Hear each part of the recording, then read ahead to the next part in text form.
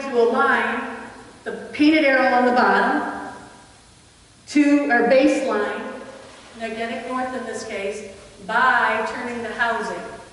So here's PowerPoint doing it for you. Something I forgot to mention last month is very important. Make sure you align the north end of the orienting arrow to the north end of the magnetic needle. Otherwise, you're going to be going 180 degrees in the wrong direction. Okay? So we got point, we got a line, and then read the number. So you're going to read the number where the direction of travel arrow intersects your 360 degree dial. In this case, it's 65 degrees. That's how you take a bearing. All right, questions so far? Yeah. Uh-huh. Is the white arrow or the red arrow? So, I'm the point show. That's south, that's north. Yep, make sure, and then the one painted is red and black. Make sure you line up red with red. So you would turn this. Okay? Yep. Okay. That's how you take a bearing in the real world.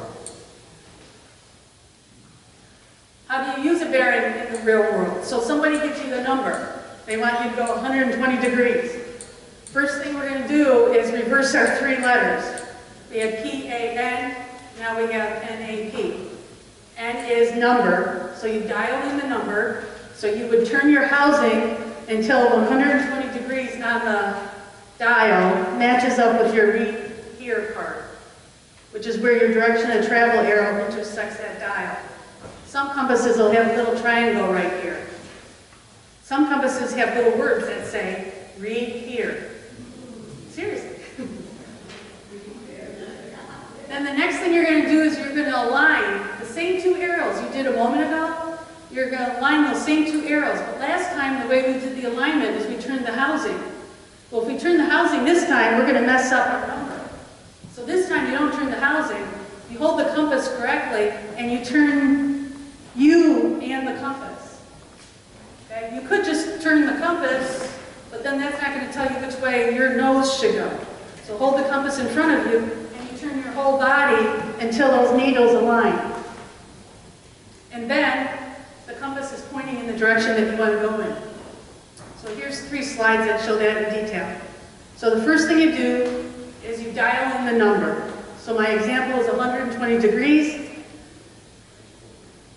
Notice I wasn't aligning those 2 arrows. That's not what I'm doing here. What I'm doing here is dialing in 120 at the read here part point. Okay, so we got our number dialed in. Now the next thing we need to do is align the orienting arrow to the magnetic needle, not by turning the housing, because if you turn the housing, you've lost your 120 degrees you just dialed in. You do it by turning yourself. So here's the PowerPoint doing that. Until those 2 arrows are aligned. Yes, that slide was a bear thing. Okay? So that's the alignment. And then the P is easy. You're already, the compass is pointing with your nose in the direction you need to go in.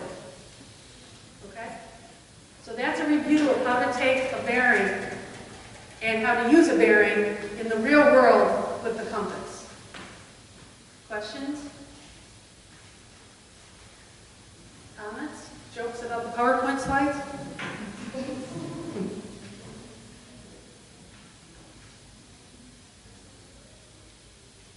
New stuff. You guys ready for new stuff, or you want me to go back to the review? New stuff? Okay. It says here, if the material in the review section makes sense, then this part will be easy. Because the only thing that's new is the baseline. What was the baseline when we just went to take a bearing off the compass? Magnetic north, right? Okay. The map doesn't have that. So we'll see what the new baseline is in just a moment. Other than that, all the steps you just reviewed, and you learned last month or new are the same. All right, so first let's talk about a map and which way is north on a map. And as this slide shows, usually on maps, north is at the top, right? So on the left there I have a topo map, and topo maps have a little legend on them. You can barely see it down here, but it'll show you which way north is, and it points to the top of the map. The vertical edges of the map are basically aligned north-south. So we're going to use the vertical edge of the map as our baseline. When I first was putting this presentation together, I kept referring to true north, true north, true north. And then it dawned on me, it doesn't matter if it's true north or a map that uses magnetic north. So we're not going to worry about true north until next month. Here's an example of a map that uses magnetic north. Any of you orienteers? Okay. Orienteering maps are aligned to magnetic north. So while you're out there in the woods running your course, you don't have to deal with declination, because the baseline of an orienteering map is magnetic north. You're going to use it on your compass, that's magnetic north. So I just wanted to show you an example of a map that uses magnetic north as its baseline. This is the orienteering map for Mendon Ponds. This is the topo map for the Pittsburgh area that includes Mendon Ponds, which is right about here. And it runs north, points to the top. Now it kind of seems like it's a duh that maps point to north at the top, but that's not always the case. So you should look at your map and find verification that north is at the top. On the topo maps, on the orienteering map, there's all these cool lines drawn with a little arrow at the top. That's telling me that north is at the top.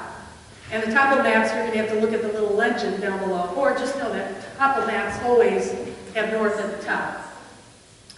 But I want to share with you an example where north is not at the top of the map. Have any of you been to Algonquin Provincial Park? Okay, their maps, you can see it up there as well.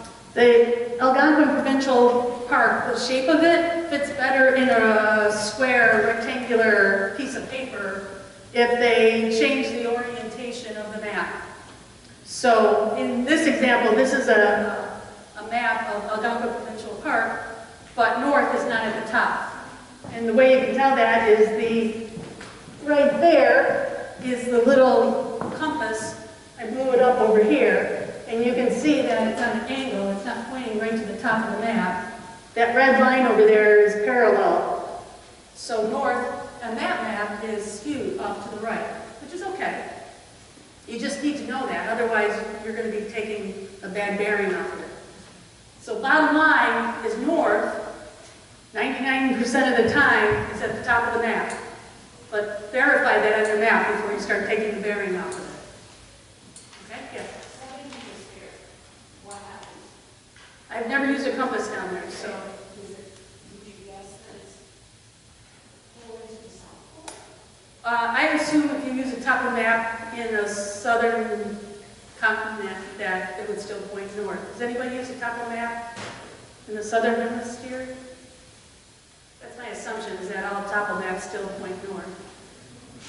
Yeah. I think it does, because I read something recently that they it was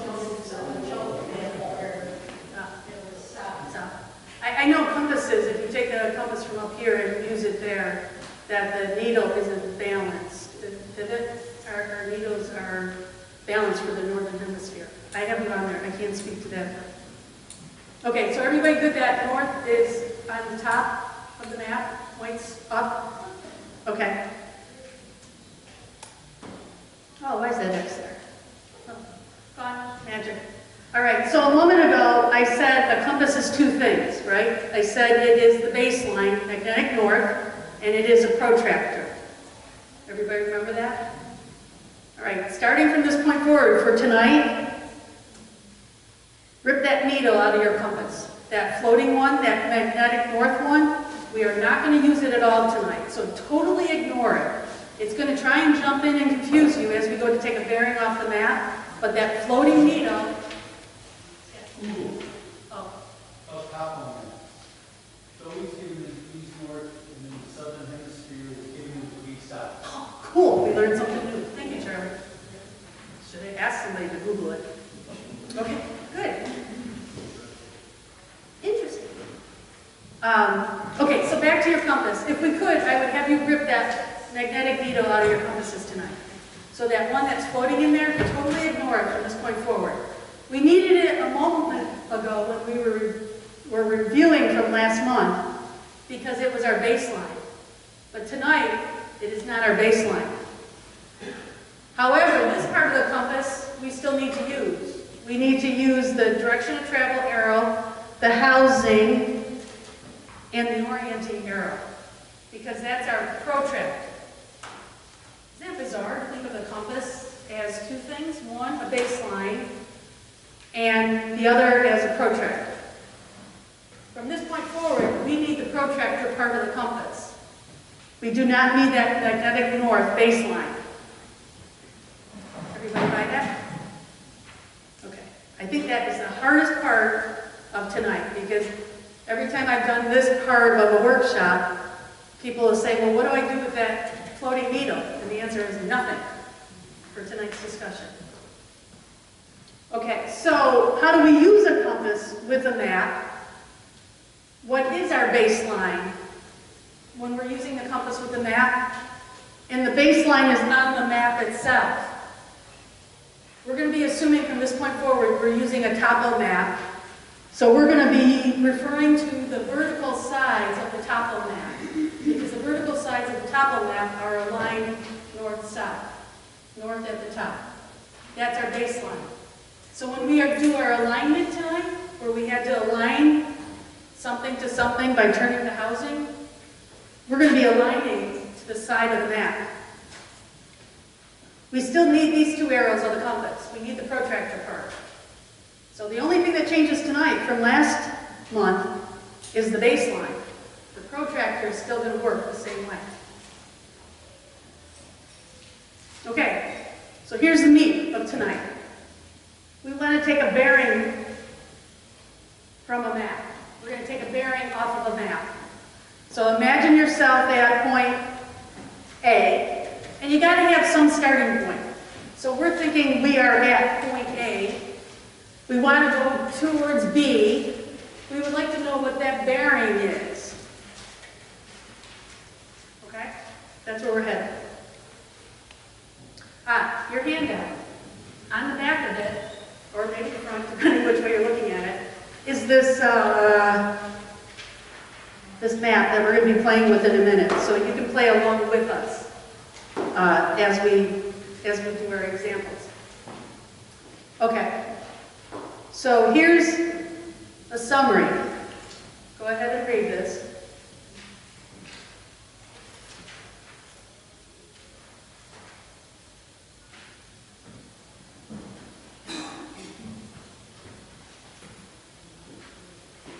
Doesn't it look just like what we saw in the review section? Except for the part that says to north, the vertical edge of the map. And here's an interesting thing about your handout. If you flip it over to where there's a bunch of tables in the back, I took last week's steps and compared them to this week's steps. So there's a section that says take a bearing, and the first part is last week's steps, or last month's steps on how to take a bearing from a compass, and this is in the next column on how to take a bearing from a map. So you can compare them side by side if you want. Does that make sense? Okay. So first thing we're going to do is what we did before. Point the direction of arrow travel. Oh, there's some nuances there we got to talk about. I'll expand on that in just a moment. We're going to align the needle, and we're going to read the number. So let's go into each one of those in detail. Okay. P stands for point the direction of travel arrow. Well, you got to know where you want to start. So A is going to be my starting point. I want to go towards B. So I am going to put the back corner of the compass on A, pretending as if I'm standing there, or I'm standing behind the compass. you agree that if I go down the center of the compass, the edge of the compass is parallel to it. So if I take a bearing over here, it's going to be the same bearing over here. And because the compass has this really nice straight edge, we're going to connect A and B using the straight edge, the long part of the straight edge of the compass. Right? So it's like a ruler. And make sure your direction of travel arrow is pointing from A, which is our start, towards B, which is our end. Make sure A and B are on the same edge. You're just using that side of your compass as a straight edge. All right? That's our P. Everybody good with P? Okay, here comes the A. If you want, you can play with your compass on those maps, because A and B is on your map. Oh no, sorry, I'm not jumping to A yet, because I have to expand a little bit about the P part. What do you do if your start is way over here, and your end is way over here, and your compass is only so long? You eyeball it. So I got the back corner on G, and I want to aim towards F. I'm just going to have to eyeball that edge, if it shot a line out, would make it through F. Eyeballing. Somebody's going to say, well, that's not very accurate. Using a compass isn't extremely accurate, but it gets you in the general direction. It's going to keep you going this way, maybe a little bit this way, maybe a little bit that way, but in this general direction versus this way. Okay? So if your points are far apart, and by the way, last month I said you shouldn't take a bearing from a point to a point. It should be from where you are to something long, like a river or a road. So in case you have to walk around rocks or anything, you'll still hit the road. So I'm kind of teaching a bad thing here, going from a point to a point. But for educational purposes, that's what I'm doing in this presentation. But there could be a road over here. You want to take a bearing from that point to the road over here. Okay. So another variation, what if your compass isn't rectangular, like the one on the left? What if your compass base plate has straight edges on the side but rounded ends? Okay, no problem. Just start on the side at the point where it's straight. Don't use the rounded part. So I'm still connecting my start and my end with the straight edge of the compass. It doesn't matter that the ends are rounded. It still works. And if you have a compass that helps you fix your hair, one with a mirror on it, it's a sighting compass. Usually this mirror is folded up so that you can sight through that notch and at the same time see the reflection of the dial in the mirror as you're sighting through it. But when you're using it on a map, just fold it flat, and that actually gives you a longer straight edge to work with when you're connecting your points. Okay, so just open it up completely. There, make sure your direction of travel arrow, which is the line going through the mirror, through the sighting point, is going towards the end. Don't flip it around. Okay, so just some variations on pointing if you happen to have a different compass. Okay? All right, so that was P. Point the direction of travel arrow from your starting point to your ending point. A is a line. And what we're going to align is the orienting arrow, the one painted on the bottom of the compass housing, to the vertical edge of the map, because that's our baseline. This edge over here of the map is our baseline.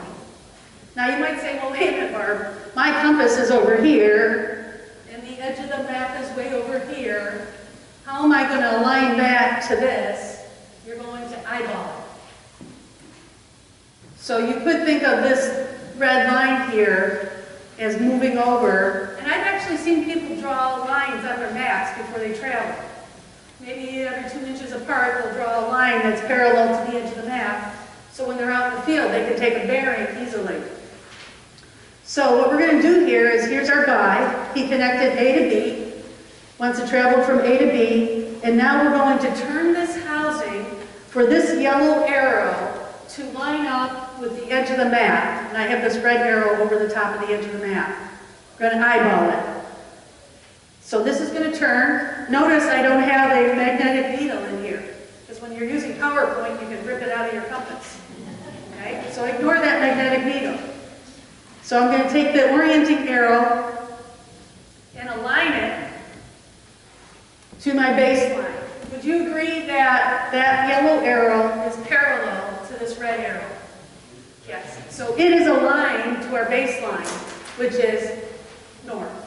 True north in this case, because the top of the map is to true north. Okay? That's the alignment. So just like before, you did the alignment by turning the housing to align the orienting arrow with your baseline. The only thing that's different here is we have a different baseline. It's not the magnetic needle. We're ignoring that. It's the edge of the map, which is pointing to north. And then, N is you read the number. Nothing new there. You're reading the number at the same point you read it when you were working with the compass.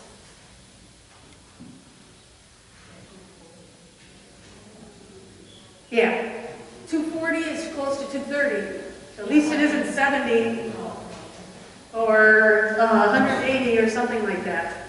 Okay? The compass is going to get you in the general direction. It's not super accurate. So the only thing new here is the baseline that you're doing the alignment to. Right? Questions? All right, try it. Try to take a bearing off your map. There's handouts over here that have the map. There's compasses up here if you don't have one. Take a bearing from A to F. What do you get?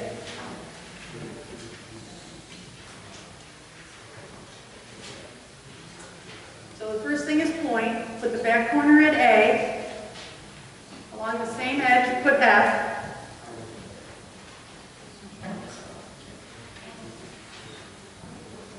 Turn your housing so the orienting arrow painted at the bottom of the housing is parallel with the edge of the map. And then read the number. What is it? 60? 240? 58? Okay. More? 240 doesn't sound right to me. I can't remember the answer, but... Oh, wait. 62-ish. So I heard 60, I heard 58. I think you'd all agree that's in the 62-ish category. 240, what I'm guessing happened with 240 is this arrow is pointing down. Is the map right side up?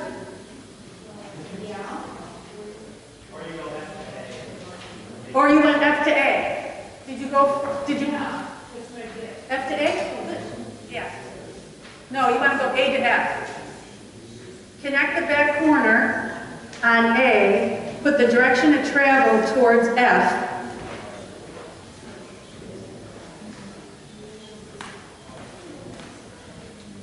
You're going up to A. Yeah, so see this arrow right there under your thumb? That arrow right there. It has to point in the direction, so you want to go from A to F. So you were off by 180 degrees. No, you're okay. Oh. So put the back corner on A along the same edge that your back corner is on. Go to F. This direction of travel pointing from A to F. And then you're going to turn this, see that painted arrow on the bottom? You're going to turn this housing until that painted needle on the bottom, painted arrow on the bottom, lines up with this edge of the map. And then you're going to read the number right there. No, 60. 60. Yep, 60. 40 is there. Here's 60. No, you're looking at the floating one. Ignore that floating arrow. You read. I want you to read where this triangle points to the dial. You're going to read right there where it says read there and here. Okay, yep. Okay. So here's the thing. Think about if you were taking a canoeing class tonight and somebody took you through the strokes and gave you hints on how to remember the strokes. Would you be an expert paddler tomorrow? No, so you got to practice. So this is just an introduction. You kind of have to take this home and process it and practice. There's homework at the end. But we have to move on so that we can get through this part, which is how to use a bearing on a map. This part is where somebody tells you a number, like 62, and tells you a starting point like A, and you have to figure out what direction to go in from there. Which means we're going to use the bearing of 62 on the map. So it's just like before, last month when we were talking about how to use a bearing. The first thing you do is you dial in the number. The second thing you do is you turn the whole compass to do the alignment. And the third thing you do is just look at the direction the compass is pointing in. Let's look at each one of those steps in detail. So here's the first step. Somebody gives you the bearing 310 degrees. So the first thing you do is you dial in the number. So everybody take your compass, dial in 310 at the read bearing here point. So your compasses probably have this little triangle. It might be, it's not blue, it's probably clear. It's hard to see. And it's pointing to your dial. It is at the point where your direction of travel arrow intersects the dial. So turn the dial until you see 310 at that intersection.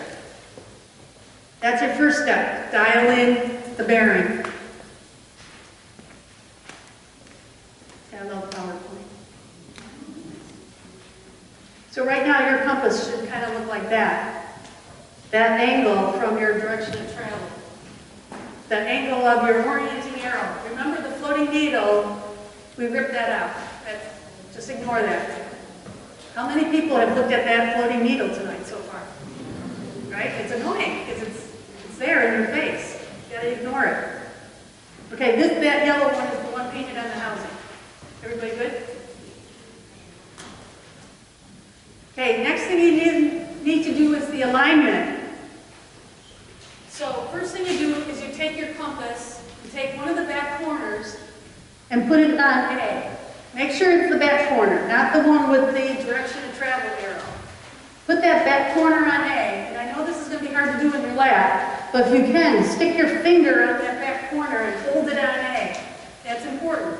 Keep that back corner on A.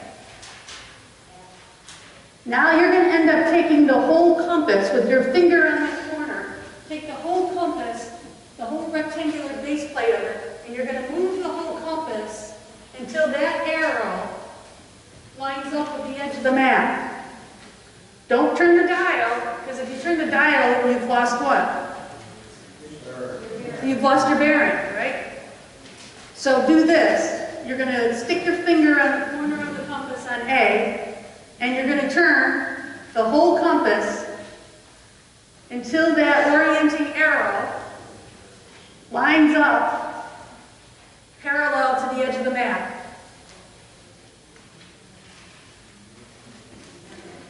What letter is 310 pointing to? D. Yeah. D. Right? Isn't that similar to what we did last month? Only now we're lining up to the edge of the map, not to that floating needle inside the compass housing. Questions or comments? Yes? Yeah, it could be either D or E, but it's in the same general direction, right? D and E are pretty close to each other. And the reason why I have these weird points is this is what I use in the workshop at the expo. And I figured if I had extra handouts, I could use these handouts for the expo. So I kept with the weird locations. And E happened to be near D. But wouldn't you agree that you wouldn't be going to C or F? And D and E are pretty much in the general direction. All right? Questions?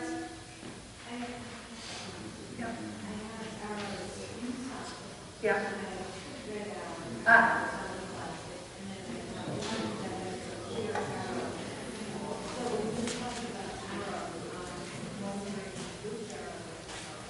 Okay.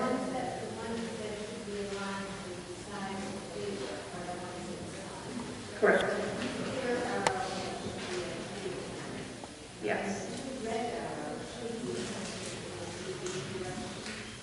Yeah. So let me go back to this slide. There are 3 arrows on the compass. There is one painted on the base plate. Your compass makes it hard for me to talk about this one because your compass has 2 direction of travel arrows, one over here, going in the same direction. Pretend they are just one, but in the center of the 2 that you have. I'm not sure why that compass likes to print 2 direction of travel arrows. And then you have a little triangle right there, right? That's where you should be reading your number. So maybe they think 1 wasn't enough, so you got a bonus. They gave you 2. But that still counts as 1. Okay? And then you have the orienting arrow, which is the one painted on the bottom of the housing. And that points to 0 on the dial. This one always points to 0 on the dial. And then you have the one that's floating that aligns with magnetic north. And this is the one that we were ignoring tonight. We need these 2 as our protractor to measure the angle.